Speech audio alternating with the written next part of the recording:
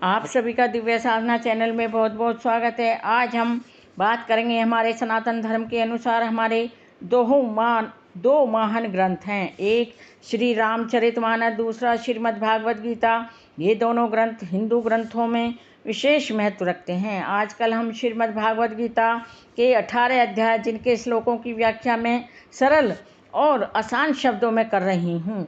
अब तक मैंने श्रीमद् भागवत गीता की भूमिका की व्याख्या और उसके पहले अध्याय जिसका नाम है कुरुक्षेत्र के युद्ध स्थल में सैन्य निरीक्षण के श्लोकों की व्याख्या मैं सरल और आसान शब्दों में कर चुकी हूँ। अब आगे कर रही हूँ श्रीमद् भागवत गीता का दूसरा अध्याय जिसका नाम है गीता का सार। यह अध्याय बहुत ही महत्वपूर्ण माना जाता है क्योंकि इसमें भगवान श्री कृष्ण जी ने स्वयं अपने मुखमंडल से गीता के महत्व को बताया है और कहा है कि अगर हम अपने वास्तविक जीवन में इस गीता के सार को अपनाएंगे तो हमारे जीवन का उद्धार हो जाएगा और हमें वास्तविक ज्ञान की भी प्राप्ति हो सकेगी।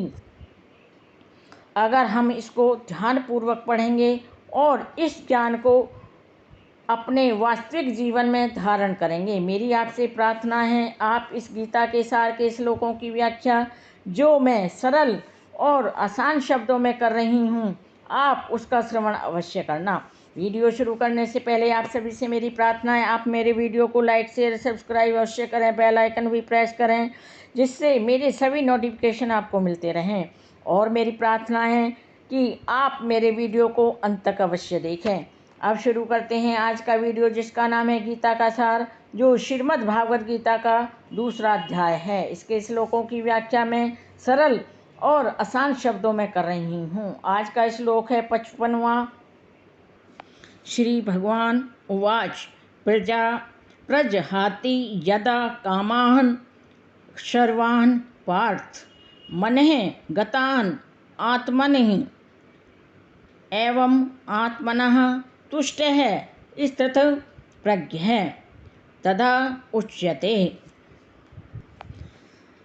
यहाँ भगवान श्री कृष्ण जी ने कहा, हे पार्थ, जब मनुष्य मनोधर्म से उत्पन्न होने वाली इंद्रिय तृप्ति की समस्त कामनाओं का परित्याग कर देता है और जब इस तरह से विशुद्ध हुआ उसका मन आत्मा में संतोष प्राप्त कर लेता है तो वह विशुद्ध दिव्य चेतना को प्राप्त हो जाता है, अर्थात उसे विशुद्ध दिव्य चेतना का ज्ञान प्राप्त करने वाला माना जाता है।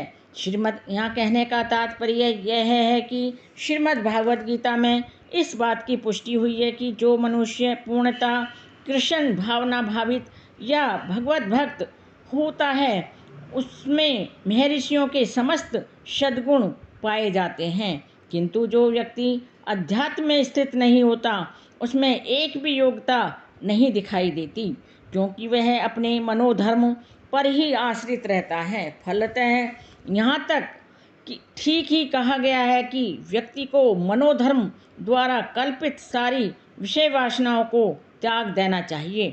कृत्रिम साधन से इनको रोक पाना संभव नहीं होता, किंतु यदि कोई भगवान श्री कृष्ण जी की कृष्ण भावनामृत में लगा हुआ हो तो उसकी सारी विषय वासनाएं स्वयं बिना किसी प्रयास के दब जाती हैं।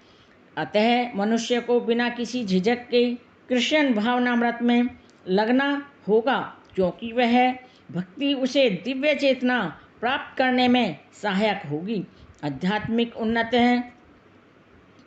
आध्यात्मिक उन्नत जीवात्मा अर्थात महात्मा अपने आप को परमेश्वर का शाश्वत दास मानकर आत्म संतुष्ट रहता है।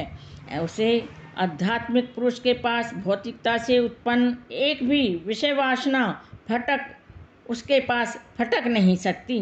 वह अपने को निरंतर भगवान का सेवक मानते हुए सहज रूप से सदैव प्रसन्न रहता है, खुश रहता है और भगवान की भक्ति में लीन रहता है। यह थी मेरी आज के 55वें श्लोक की सरल और आसान शब्दों में व्याख्या।